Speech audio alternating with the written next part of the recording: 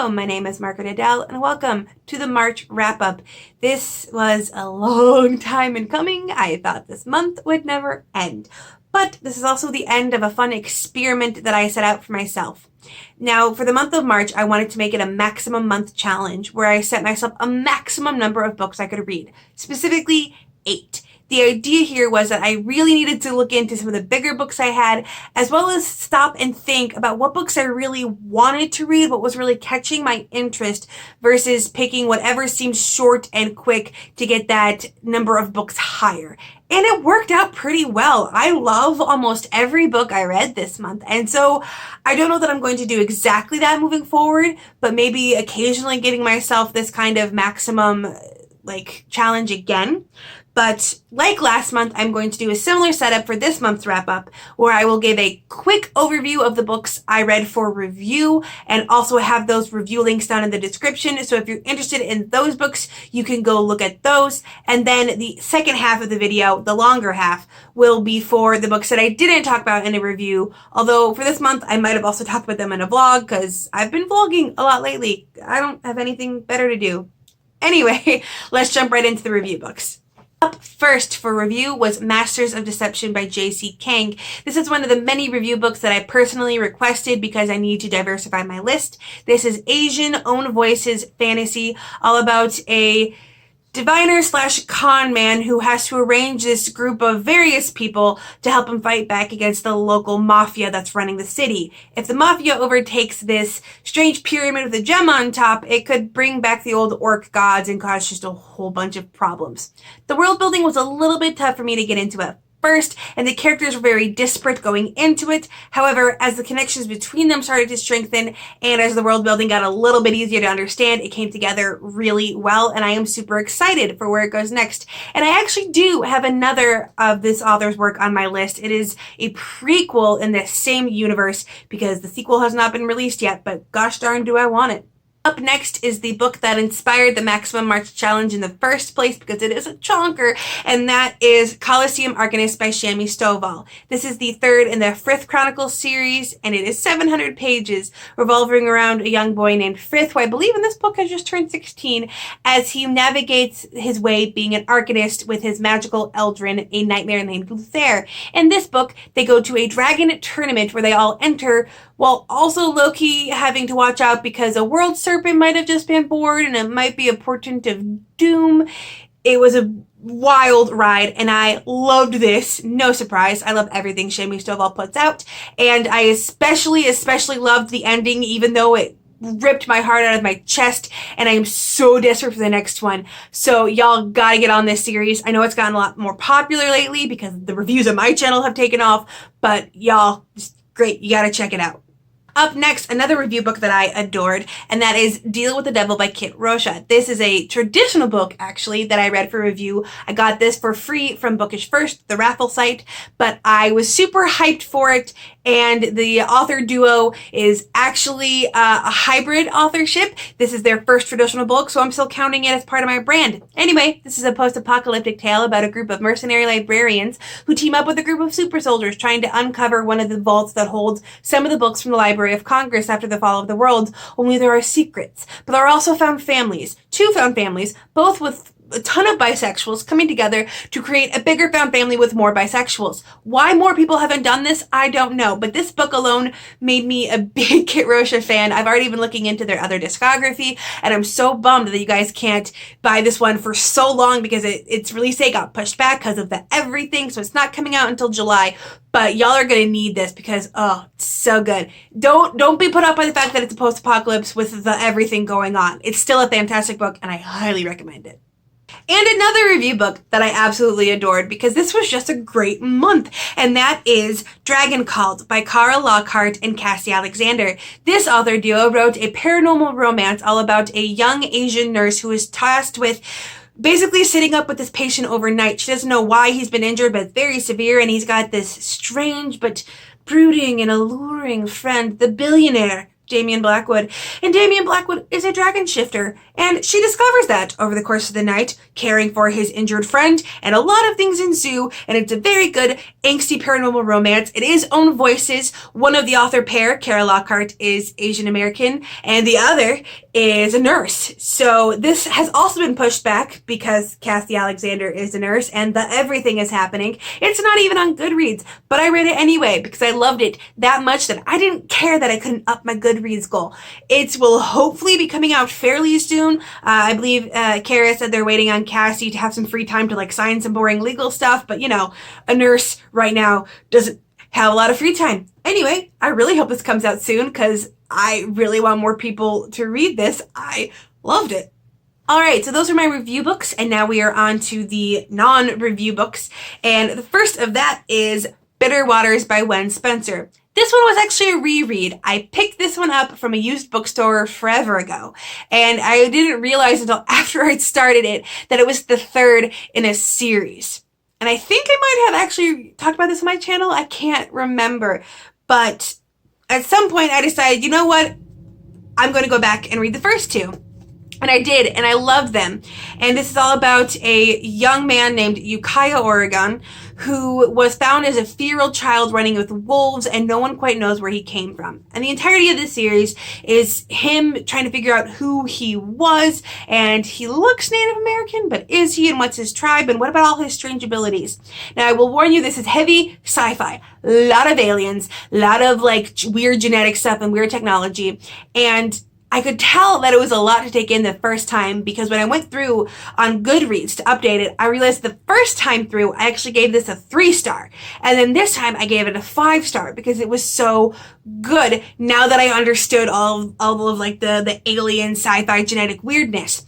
What I love the most about this, though, is for all that it has all the super sci-fi aspects, our main character is a soft boy. You would not know it from his ultra brooding front cover visage, but this was the early 2000s, and so covers were just weird back then. But he has this father-son relationship with his partner who also runs the private agency that he works for, and he has 2 gay moms, and there's a family friend that is polyamorous with 2 spouses, and it's just remarkably progressive for its time. And unfortunately it was written by a white woman, so I can't claim any kind of own voices for the Native American protagonist or his Hawaiian Asian love interest. But it's so good, and it has all of the fun plot, but with such strong familial ties, and I love it. It's probably one of my favorite niche sci-fi series that no one else on BookTube has read. If you have, oh my god, please tell me, because I need it. Although at this point, to have read it, you need to have gone to like thrift stores or thriftbooks.com, because it is way out of print by like a decade. But still, highly suggest this if you love sci-fi. Up next is a very monumentous occasion because I have read my first Rick Riordan book, and that is Magnus Chase, The Sword of Summer. I found this in Eve's bookstore when I was trying to figure out what I wanted to read next, and I found this hardback, good condition for $5. And I was like, this is the book God sending me a message. And so I read it. And now I'm annoyed at all y'all Percy Jackson fans because none of y'all told me how insanely satirical this guy writes. Because this has the same general universe. I know enough to know that the Annabeth Chase that pops up in this book, Magnus's cousin, is the Annabeth from the Percy Jackson series. And I don't think you have to have read that first because, like, I didn't read it first and I knew this, I got this one underhand fairly well. So I was super in love with how satirical everything was, and you had this dwarf that's so well dressed, and you had a deaf elf, which was really cool, and it was just so intriguing and very diverse and so satirical. Like one of the goddesses of the water was portrayed as a crazy bag lady, and I loved it. And now I'm definitely going to have to read Percy Jackson. I actually have like the first 5 books because, again, thrift stores are just fantastic. So I'm probably going to have to read that before going through too far with this book, because Annabeth is 16 here and I feel like she might play a bigger part, or I've heard she plays a bigger part moving on in the series. So I probably want to understand her a little bit more before I go too far. But I'm really happy I read this. It's a great read. I loved it. Even if Magnus's voiciness got to be a little bit too much at times, where it's like, okay, you're a teenager trying to be cool, I get it, but it was still cute, and I'm still definitely gonna read more Rick Riordan. Up next is the only book that I can say I wasn't that big a fan of this whole month, which 1 out of 8 ain't bad, and that is Echo by Jack Mcdevitt. I found out later this is like the 5th in the series, but it's one of those series where it's very episodic and the entirety of the conflict is summed up in one book. Now, I was very confused because this says an Alex Benedict story, but it's actually told from the point of view of his assistant, and I think that's supposed to be like a Sherlock Holmes, Watson as the narrator type situation, because not only for that setup, but they felt kind of similar. This is all about a duo who deal in antiquities, and they come across what they think is this piece of alien technology, or an alien tablet with strange writing on it, and so they're trying to track it down. The problem I had with this book was it was told in such a dry fashion, and this is supposed to be a kind of mock memoir where Chase is literally like in the universe writing down what really happened with all these hopping around to different planetary places and that kind of thing.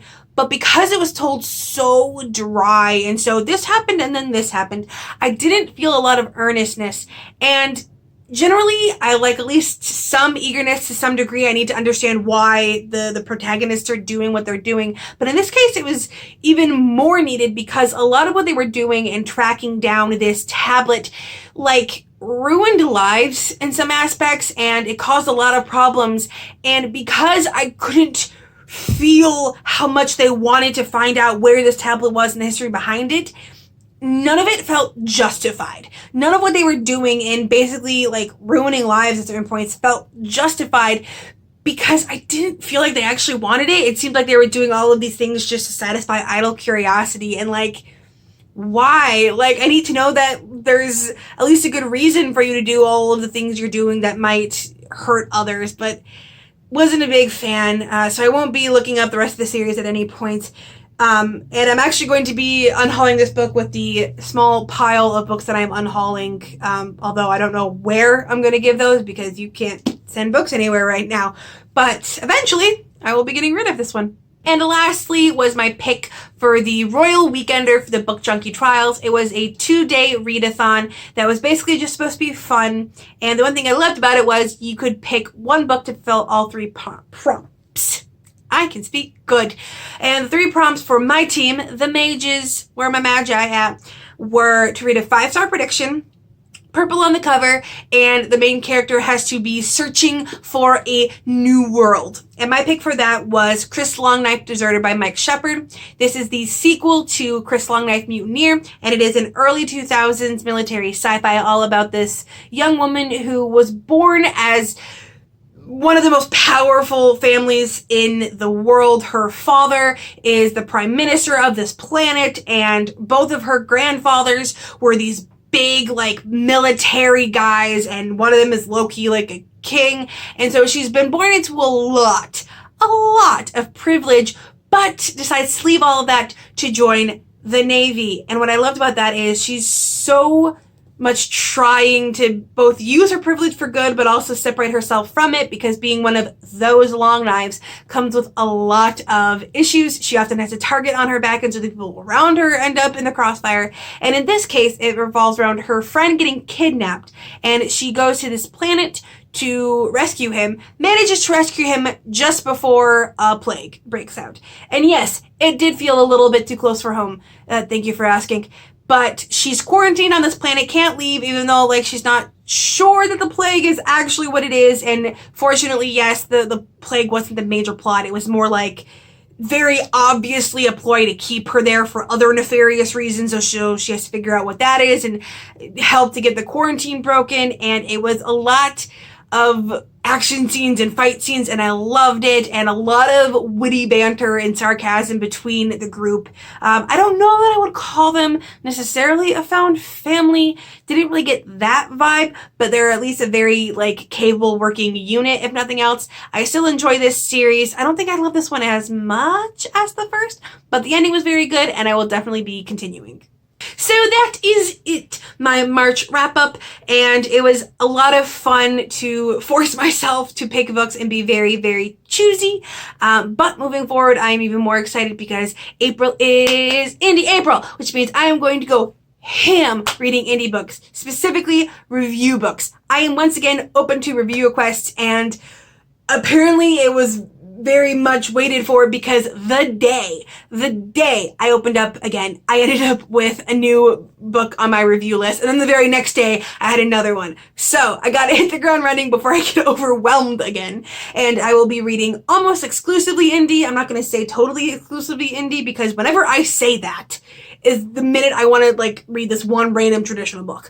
But I'm going to put as much focus on there as possible. All of the videos I have coming up are going to be indie focused, and I got some adorably sentimental ones coming up too that I'm super excited for. So if you're interested in that, please stick around. I am ready to go hog because, again, I'm in isolation. I got a lot of time. So with nothing else to say, I hope you have a wonderful day and a marvelous tomorrow.